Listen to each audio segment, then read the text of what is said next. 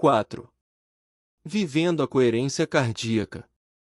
Em linguagem médica, Ron era um intensivista, um especialista em terapia intensiva, no hospital no qual fui chefe do departamento psiquiátrico.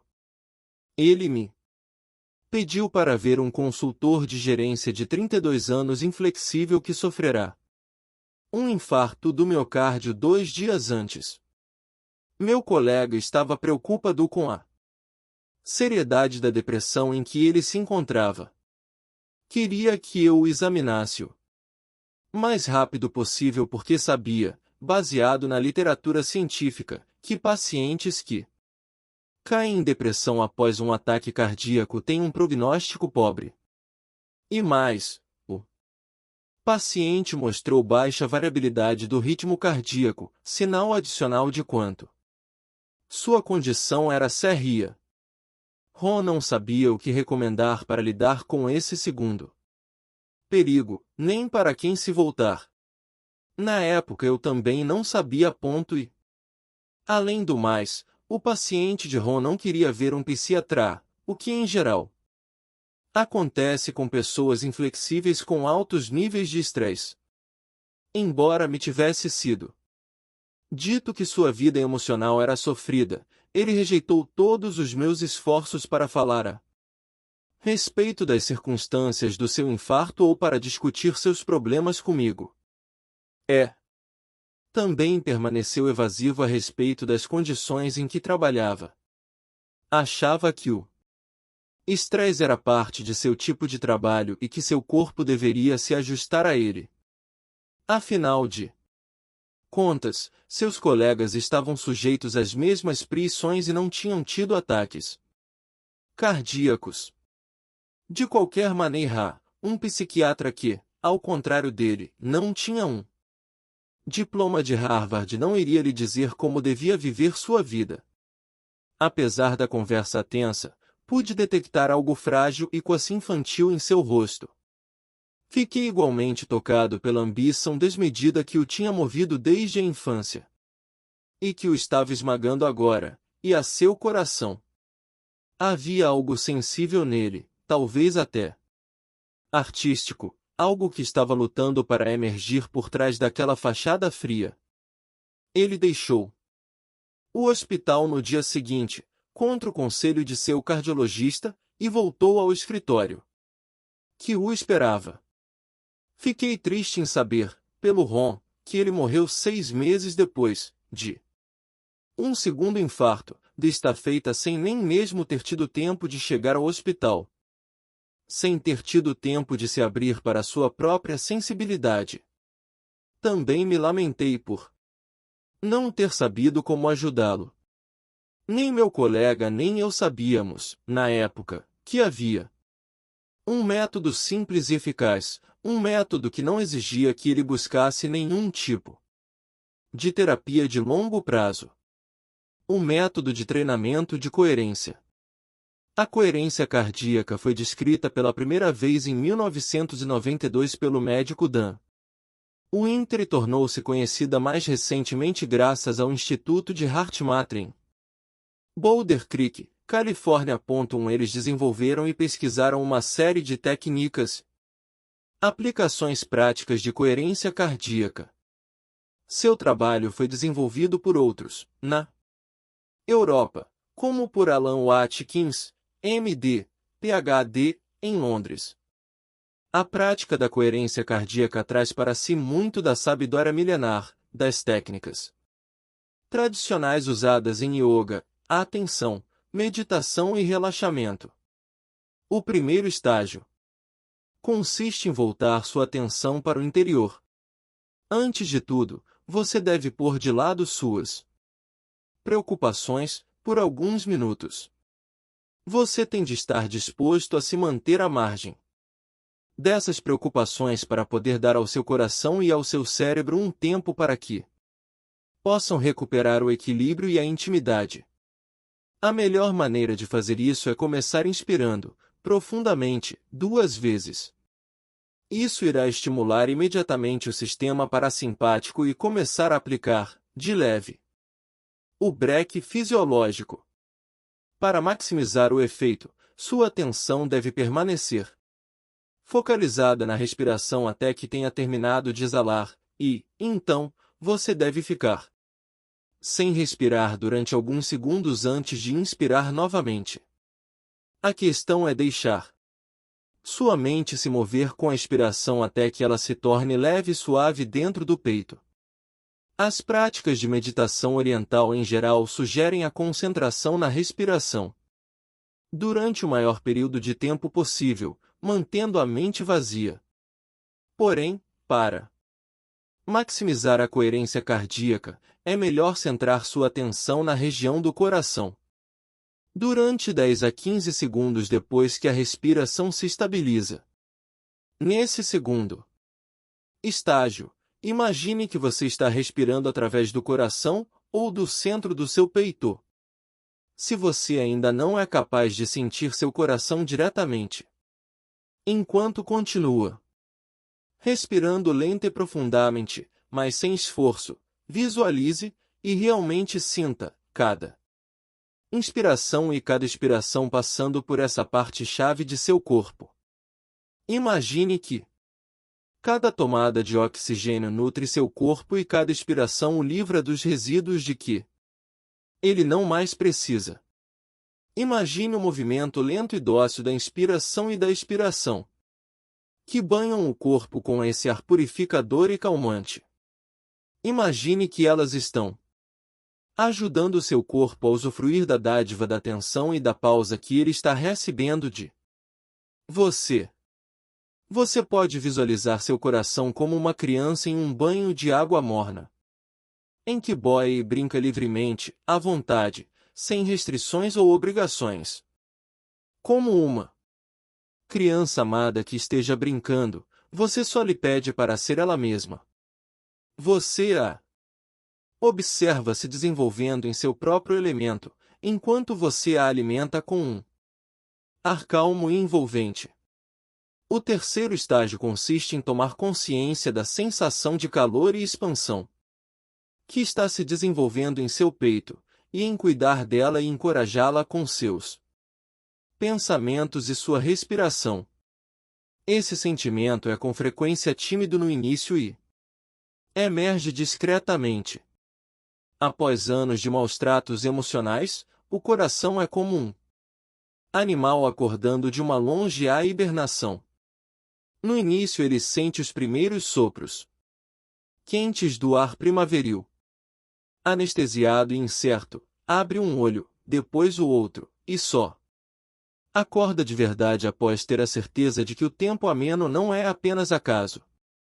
Uma maneira de encorajar o coração é se apegar a um sentimento de reconhecimento e gratidão e deixá-lo encher o peito. O coração é particularmente sensível à gratidão, a quaisquer sentimentos de amor, quer sejam por outro ser humano, um objeto, ou mesmo pela ideia de um universo benevolente. Para muitos, é suficiente pensar no rosto de uma criança amada ou em um animal de estimação. Para outros, uma paisagem de paz na natureza traz a sensação de gratidão interna. Para você, talvez a gratidão interna surja da memória de uma proeza física, a alegria desmedida de um gol, aquela cesta de 3 pontos ou aquele saque indefensável.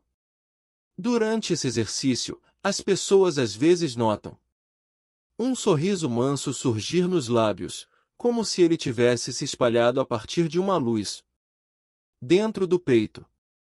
Esse é um simples sinal de que a coerência foi estabelecida. Outros sinais incluem a sensação de leveza, calor ou expansão dentro do peito.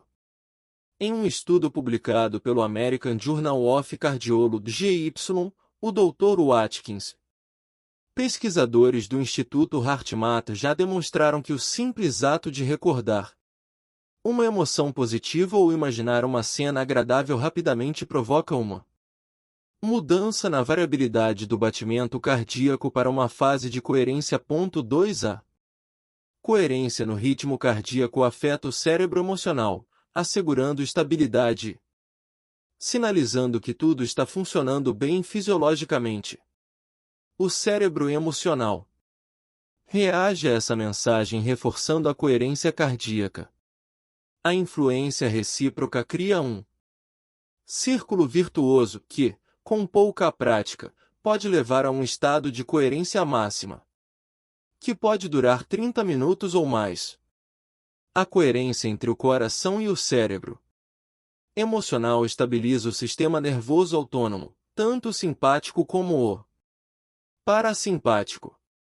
Tendo alcançado um estado de equilíbrio, estamos prontos para enfrentar todas as contingências da vida. Simultaneamente, temos eis só a sabedoria do cérebro emocional, sua intuição, e as faculdades de reflexão, raciocínio abstrato e planejamento do cérebro cognitivo. Quanto mais treinamento tivermos no uso dessa técnica, mais fácil será induzir a coerência. Uma vez acostumados a esse estado interno, nos tornamos capazes de falar direto, por assim dizer, ao coração. Como o Celeste falando com a pequena fada que vivia dentro do seu coração, podemos fazer perguntas como: no fundo do meu coração, eu realmente a amo, e receber uma resposta verdadeira. Estabelecida a coerência, só temos que nos fazer a pergunta e cuidadosamente observar a reação do coração. Se provocar uma onda extra de calor interno, de bem-estar, pelo menos ele deseja manter o contato. Se, pelo contrário, o coração parecer-se retrair ligeiramente, se a coerência diminuir, significa que ele prefere concentrar sua energia em outro lugar. Isso não significa que esta seja a resposta certa. Afinal de contas, muitos casais passam por períodos nos quais seus corações prefeririam estar em outro lugar, pelo menos temporariamente, antes de reatar e redescobrir uma felicidade mais duradoura em seu relacionamento. Não obstante, é muito importante estar consciente das preferências do coração em cada estágio da vida, porque ele tem uma influência poderosa sobre o presente. Nesse autêntico diálogo interior, irmã Gina, o coração como um tipo de ponte para nosso self-visceral, agindo em nome de nosso cérebro emocional, de repente se abrindo para uma nova forma de comunicação quase direta. E todos nós precisamos descobrir se nosso cérebro emocional está apontando uma direção diferente daquela que escolhemos racionalmente. Se esse for o caso, temos de renovar a esperança do nosso cérebro emocional de outros modos, para evitar um conflito com o nosso cérebro cognitivo. Tal conflito sabotaria nossa capacidade de refletir. No fim, ele produziria um caos fisiológico e, consequentemente, uma perda crônica de energia.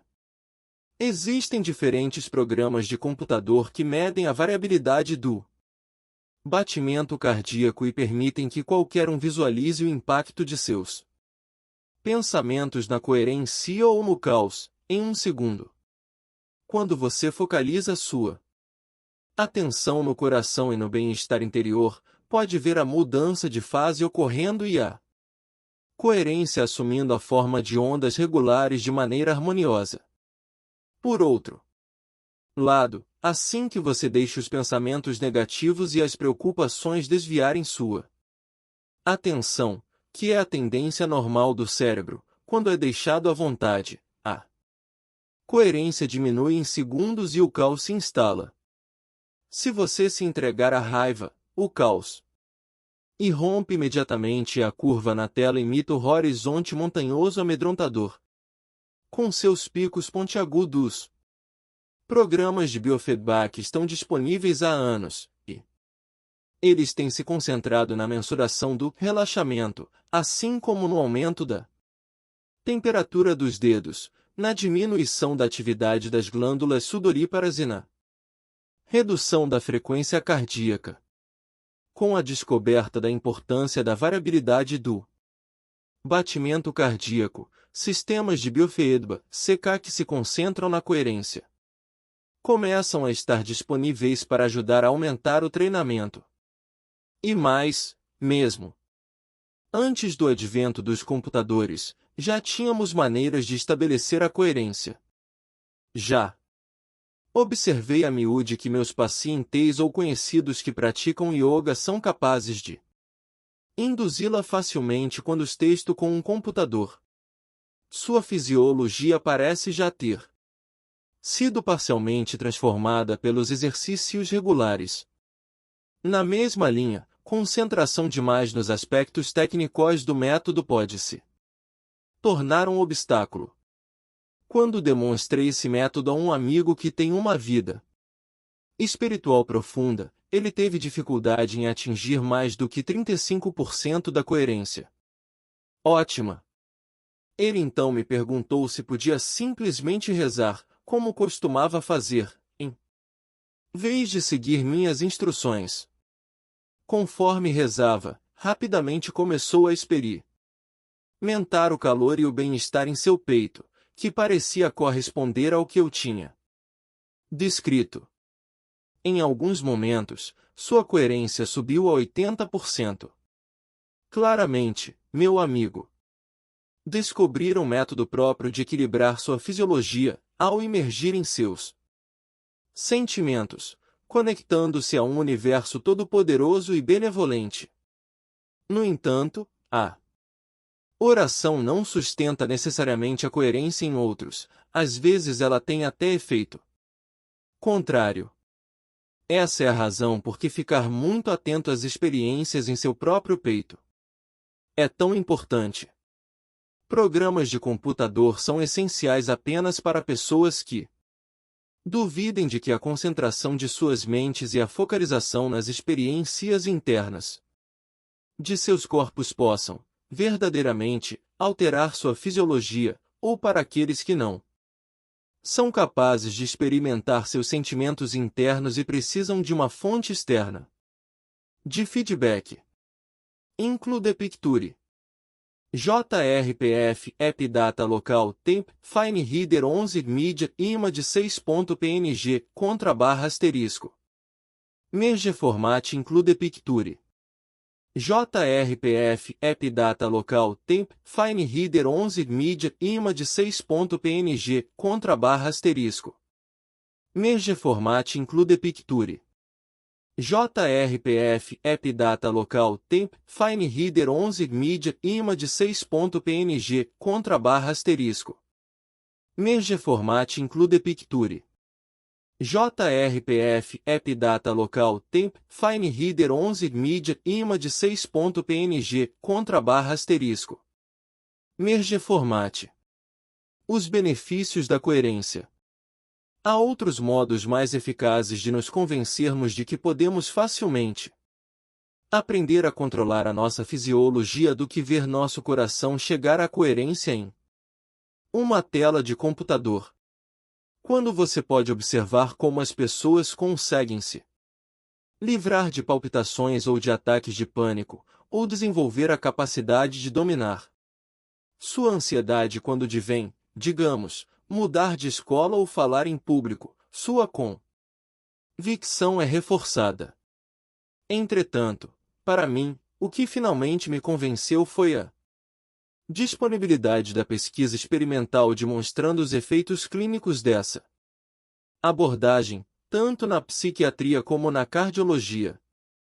Na Universidade de Stanford, por exemplo, Frederic Luskin, Ph.D., recebeu uma bolsa para pesquisar dos Institutos Nacionais de Saúde para ensinar coerência do batimento cardíaco com um grupo de pacientes com insuficiência cardíaca severa e edema, inchaço das extremidades. Como é geralmente o caso, os sintomas físicos deles, falta de ar, fadiga, edema, estavam atrelados à ansiedade e à depressão. Após 6 semanas de tratamento, o grupo que tinha aprendido a dominar sua coerência cardíaca diminuíra em muito o estresse, em 22%, e a depressão, em 34%. O estado físico dos pacientes nesse GRUPO. Sua capacidade de caminhar sem perder o fôlego melhorou sensivelmente, em 14%. Esses resultados contrastavam radicalmente com os do grupo de controle, que recebeu tratamento convencional para insuficiência cardíaca. Comparados com o ponto inicial. Todos os sintomas tinham piorado.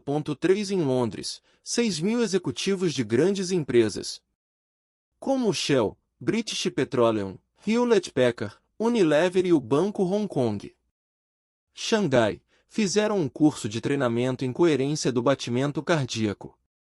Nos Estados Unidos, milhares deles têm sido treinados no Instituto HeartMath, como o pessoal da Motorola e do governo do estado da Califórnia.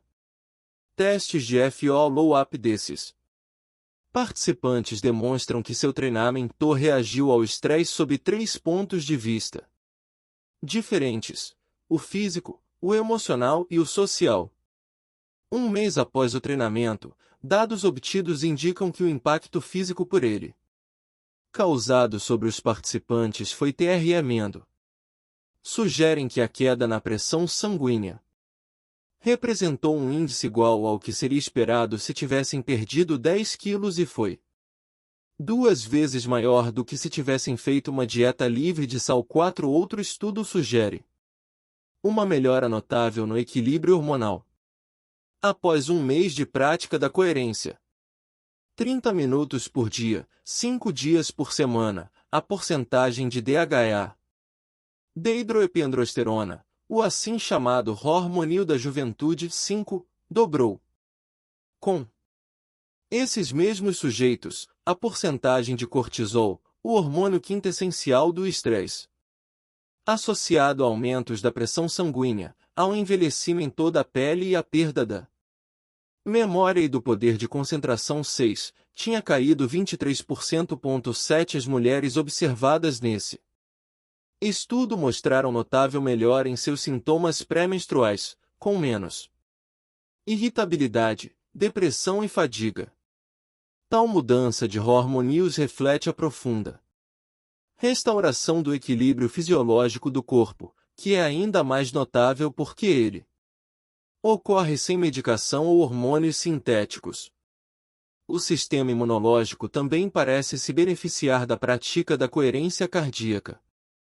A imunoglobulina A, IgA, representa a primeira linha de defesa contra agentes infecciosos, vírus, bactérias e fungos.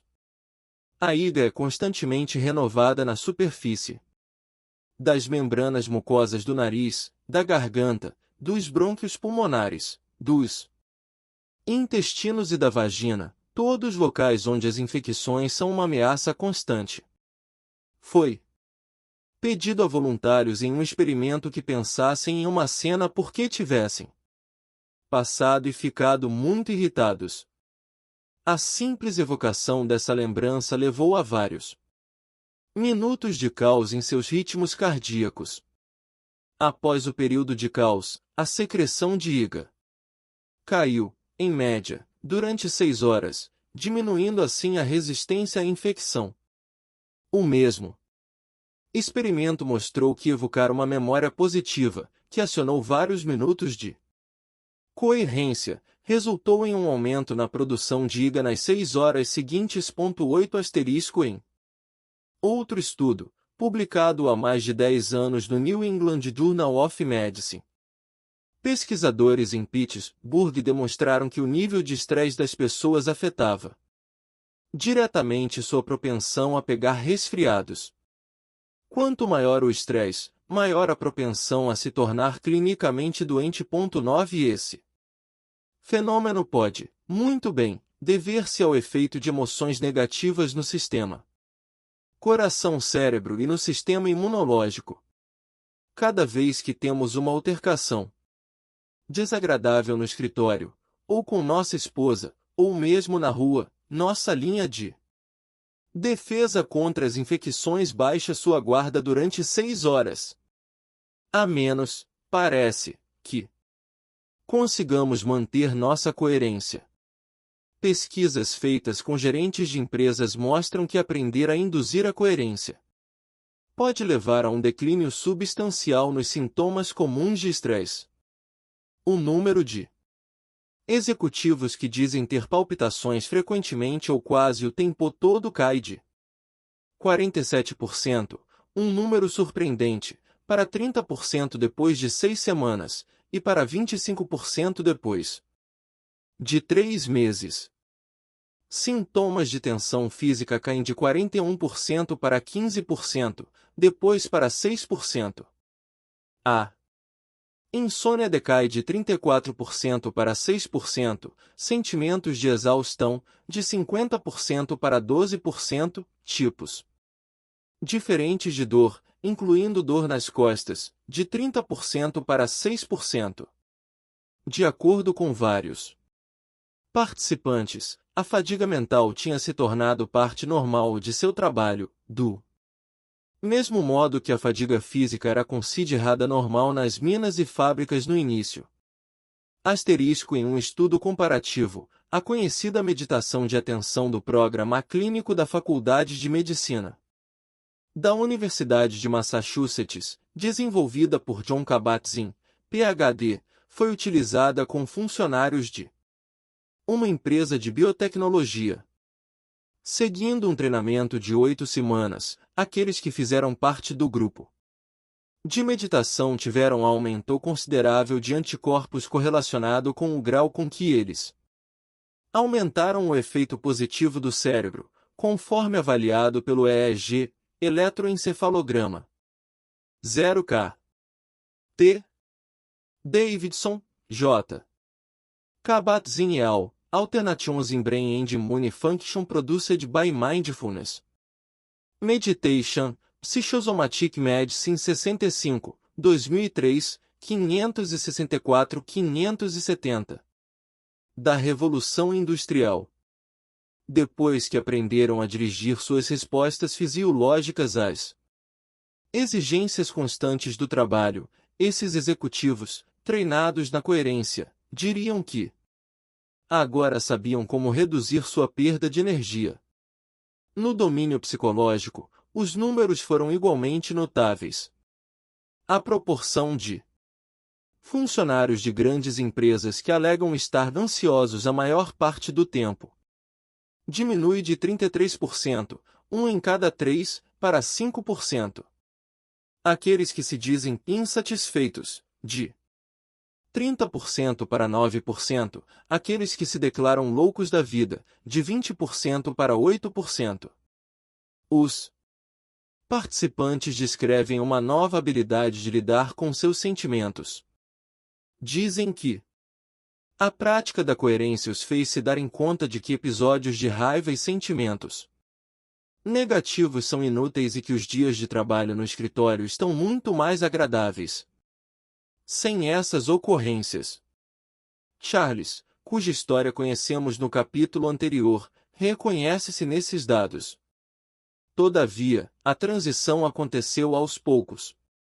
Quando recorda como levava tudo ao pé da letra antes do treinamento de coerência, mal pode acreditar como pôde ter chegado tão longe. Ele lembra o estado em que os comentários do presidente o deixavam, horas a fio. Como era incapaz de se livrar desses sentimentos, mesmo em casa, à noite, quando insone, se virava na cama de lá para cá, às vezes durante semanas. Agora ele se sente mais calmo, capaz de deixar para lá esses comentários. Afinal de contas, o presidente falava assim com todo mundo, ele era desse jeito. Tratava-se de um problema dele, não de Charles. Charles aprendeu a acalmar sua fisiologia, a evitar que ela o arrastasse. De fato, seu médico ficou surpreso em notar a redução em sua pressão sanguínea e lhe perguntou se ele tinha feito uma dieta sem lhe contar. Quando se trata de operações empresariais e relacionamentos sociais, grupos que já Aprenderam a dominar suas respostas internas, trabalham mais harmoniosamente.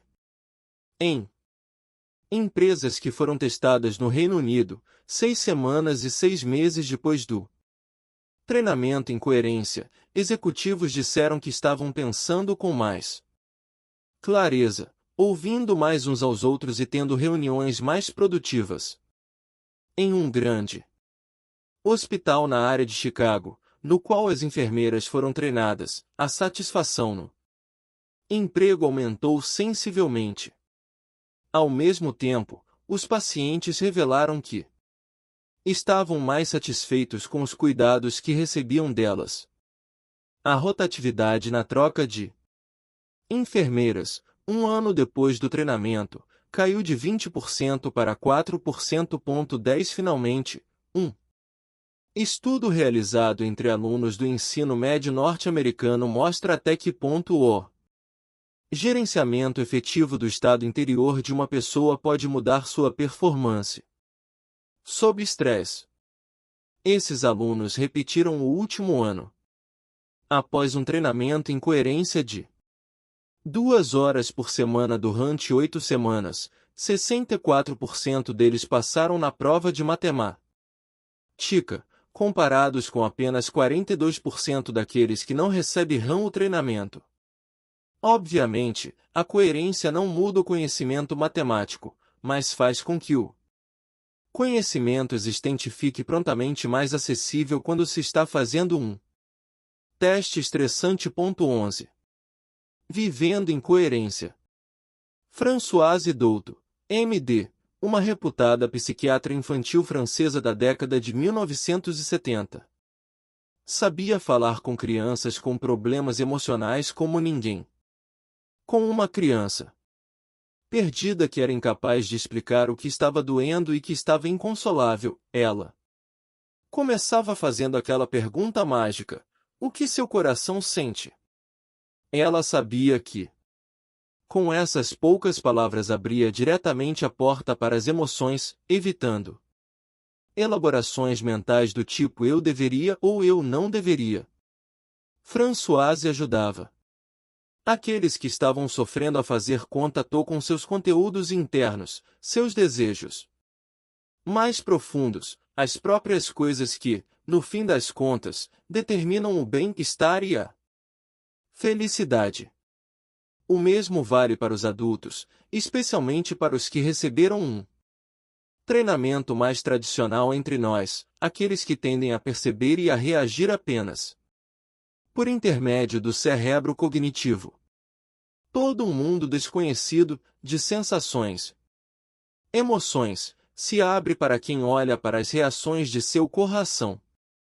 Uma vez estabelecida a coerência, eles não raro se dão conta de que seu eu intuitivo interno os guia o tempo todo, e sentem compaixão, quase carinho, por seu ser interior. Como as tradições espirituais orientais sugerem, a compaixão pelo ser interior gera compaixão pelo mundo exterior. O conhecimento está dentro de você. O ato de se tornar consciente disso o torna mais aberto em relação aos outros. Eu mesmo, frequentemente, invoco essa intuição do coração. Lembro-me, por exemplo, de um caso difícil de uma jovem paciente afro-americana que estava tendo dores físicas terríveis, mas cujos exames e testes nada revelavam de anormal. Depois de alguns dias, os médicos se recusaram a fazer mais exames nela. A paciente queria que os médicos lhe dessem morfina, o que eles se recusaram a fazer, já que não havia um diagnóstico claro. Em circunstâncias tensas como essa, não é incomum que meus colegas acabem por chamar um psiquiatra. A jovem estava furiosa com a sugestão de que seu problema estivesse todo na sua cabeça. Ela concordou em me ver somente na presença de sua mãe, que estava ainda mais determinada a que fizessem exames adicionais na filha. Do ponto de vista de Las, a recusa dos médicos em fazer mais exames Era prova evidente de racismo. Se o hospital estava se recusando a fazer mais, era porque ela não era nem branca nem rica. Meu dia tinha sido longo e difícil. Quando me receberam com uma enxurrada de insultos, sem me dar sequer tempo de me apresentar, senti uma onda de irritação subir. Por mim, algo que beirava a raiva. Saí do consultório abruptamente. No corredor me dei conta de que estava cheio de rancor. Como um professor que houvesse sido alvo da chacota de um aluno, comecei a pensar em tudo o que podia fazer para que pagassem por seu mau comportamento. Observando esse estado interior, comecei por inspirar profundamente, 2 vezes, até que pude entrar na coerência, focando minha atenção em meu coração. Depois comecei a pensar que estava catando conchas com meu filho. Ao pôr do sol, na Normandia. Acalmado, e com minha mente já desanuviada, pensei sobre a situação novamente. Novas ideias pareciam surgir de outra parte de mim. Era evidente que aquela jovem sofrerá demais para estar sentindo tamanha raiva contra pessoas que estavam dando o melhor de si para ajudá-la. Ela deve ter sido rejeitada e mal entendida inúmeras vezes. E minha atitude não a ajudou a mudar de opinião a respeito dos médicos do hospital, a maioria dos quais era branca. Não era minha incumbência, afinal de contas, saber como ajudar as pessoas com personalidade difícil? Se eu, como psiquiatra, não fosse capaz de me comunicar com ela, quem mais poderia fazê-lo? Como pude nutrir tais pensamentos de vingança? Em que isso poderia ajudar? De repente, pensei em uma nova maneira de abordá-la. Deveria voltar ao consultório e dizer-lhe: você tem o direito de receber os melhores cuidados de meus colegas e de mim. Eu realmente sinto muito se não estive à altura de suas expectativas. Se quiser, gostaria de descobrir o que está acontecendo e como nós a desapontamos. Iniciada a conversa, iria descobrir a causa real de seu sofrimento. Talvez eu pudesse, então, ser capaz de sugerir uma abordagem mais eficaz do que a dos testes adicionais, que seriam não só desagradáveis para ela como desnecessários. O que eu teria a perder? Voltei ao consultório naquele novo estado mental e fiz minha proposta. Seu olhar hostil gradualmente se iluminou. Começamos uma conversa de verdade. Descobri como varri os serviços de emergência a enviaram para outro lugar. Como um médico a tinha insultado e, pouco a pouco, a conversa se tornou mais íntima. Ela finalmente pediu que sua mãe deixasse a sala. Então pudemos falar sobre seu passado como prostituta e sua experiência com drogas. Algumas de suas dores presentes se deviam ao fato de ter parado de usar heroína. Isso era algo com que se poderia lidar facilmente. Prometi ajudá-la a reduzir a dor causada pela abstinência e nos separamos de bem. Ela estava confiante de que iria, afinal, ser ajudada, e eu estava feliz por ter cumprido meu trabalho como médico. Quando deixei o consultório pela segunda vez, tremi ao pensar sobre quão perto estivera, devido à raiva, de a ter mandado para casa sem nenhum tratamento. Durante seu divórcio, Christine, que também tinha aprendido a induzir a coerência interna, experimentou uma situação muito semelhante com seu filho Thomas, de 5 anos. Ela se oferecerá para levá-lo ao zoológico no domingo de manhã, mas ele não estava fazendo nenhum esforço para achar os sapatos. Com pressa, ela ouviu em sua cabeça a voz da melhor amiga lhe dizendo: se você não lidar com a bagunça de seu filho agora, ela só irá piorar. Espere até ele ser adolescente. Christine começou a dar bronca no filho pela incapacidade crônica de arrumar suas coisas, tarefa que ele sempre deixava para mais tarde. A reação de Thomas foi sentar no chão, cruzar os braços e agir como uma criança incompreendida e martirizada, prestes a cair no choro. Foi a gota d'água. Christine, que estava tensa devido à sua situação familiar, decidiu sair sem ele e deixá-lo com sua mãe, que fora ajudar nesse dia. Ela estava determinada a não ser novamente lograda pelas manipulações emocionais de seu filho. Depois de entrar no carro, porém, Christine avaliou seus sentimentos. Ela ainda estava irritada e tensa, mas se deu conta de que o resto do dia, e provavelmente o resto do fim de semana, seria estragado por aquele começo catastrófico. Ela decidiu pôr em prática o que aprenderá no treinamento em coerência e, assim que a calma interior prevaleceu, outra perspectiva se abriu para ela. E se o atraso e a desorganização de Thomas naquela manhã não tivessem sido causados pela costumeira propensão dele para a bagunça? E se fossem o resultado de sua tristeza devido ao divórcio dos pais? Christine se viu no lugar dele por alguns instantes, um garoto de apenas 5 anos, confuso, incapaz de expressar seu medo e sua infelicidade. Ela também imaginou como teria reagido em tais circunstâncias se sua mãe não a tivesse entendido e insistisse em fazer cena sobre alguma coisa tão trivial quanto não colocar os sapatos. Que tipo de exemplo estava dando a seu filho?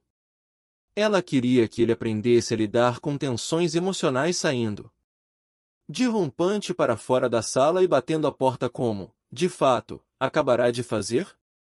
De repente, Christine viu, com clareza, que tinha de correr o risco de ficar com a cara no chão e voltar para casa para falar com Thomas. Sinto muito por ter ficado tão brava, ela lhe disse. Afinal de contas, o zoológico não é tão importante assim. O que é importante é que você está um pouco triste e isso é normal nesta situação em que você, seu pai e eu estamos. E quando as pessoas estão tristes, elas têm dificuldade em arrumar as coisas. Também estou triste e é por isso que fico tão irritada facilmente. Mas se eu e você tivermos consciência disso, será muito mais fácil resolver todas as questões. Thomas olhou para ela e caiu no choro. Christine o pegou no colo e o abraçou. Pouco depois o menino já estava sorrindo de novo e eles passaram um dia ótimo juntos. De fato, Thomas se tornou uma criança mais organizada e atenta do que era antes. Quando a energia emocional é liberada pela coerência, somos com frequência capazes de achar respostas, assim como as palavras certas, que mais reconciliam do que separam. E, quando fazemos, paramos de desperdiçar energia. A coerência leva à paz interior, mas não se trata de uma técnica de relaxamento. Visa facilitar a ação. A coerência pode ser praticada em qualquer situação diária. Você pode estabelecer coerência tanto quando seu coração está a 120 como quando está a 55. Esta é, na verdade, a grande meta, manter a coerência tanto durante uma empolgante corrida ou luta como diante da dor da derrota, no prazer da vitória e no êxtase. Manuais de sexualidade oriental ensinam que focar a mente no coração ajuda a dominar e maximizar o prazer. Mestres tântricos e taoístas já compreendiam, muito antes dos programas de computador estarem disponíveis, o efeito positivo da coerência cardíaca durante a relação sexual. Os resultados experimentados por homens e mulheres que já descobriram a coerência e a praticam regularmente são bons demais para parecer verdade. O controle da ansiedade e da depressão, a diminuição da pressão sanguínea, o aumento do hormônio DHEA, dehidroepiandrosterona, o estímulo do sistema imunológico. O que os resultados preliminares sugerem não é apenas uma diminuição do processo de envelhecimento, mas uma reversão do relógio fisiológico. Embora difícil de acreditar, a natureza de tais resultados casa com a natureza dos danos físicos e psicológicos causados pelo estresse. Se o estresse pode causar tanto mal, não fico nenhum pouco surpreso com o fato de que o domínio interior possa fazer tanto bem assim. Todavia, para aqueles entre nós que foram machucados pela vida e cujas feridas ainda não cicatrizaram, olhar para dentro de si pode provocar ansiedade e ser doloroso demais. Nesse caso, o acesso à nossa fonte interior de coerência pode ser bloqueado. Geralmente isso acontece como resultado de um trauma no qual as emoções foram de tal maneira arrebatadas que o cérebro emocional, e portanto o coração, não é mais capaz de operar do mesmo modo. O sistema mente-coração não pode mais servir de bússola, mas é uma bandeira dejando ao vento. Outra abordagem pode então recobrar o equilíbrio, um método tão surpreendente como eficaz, que pode ter sua origem no mecanismo dos sonhos, a dessensibilização e o reprocessamento pelo movimento dos olhos.